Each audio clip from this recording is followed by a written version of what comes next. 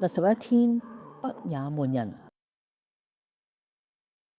主啊，北也門經過10年嘅內戰，真係滿目瘡痍。國內有一半嘅糧食都係依靠進口，一般嘅老百姓都冇能力去購買，所以嗰啲婦女所生嘅細蚊仔普遍都係營養不良嘅，病咗都冇辦法睇醫生得到呢個治療。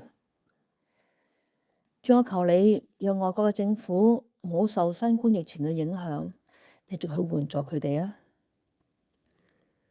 主啊，我求你止息內戰所帶嚟嘅破壞，結束地區嘅衝突。我求你用你嘅厚恩去待呢個充滿咗絕望嘅群體，醫治佢哋被戰火蹂躪嘅心靈，婦女得到尊重，細蚊仔得到健康嘅成長，佢哋可以受到公平嘅教育。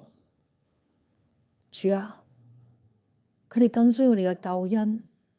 我求你差派工人，透過各種人道嘅援助，例如係醫療隊或者係義務教育，接觸當地人。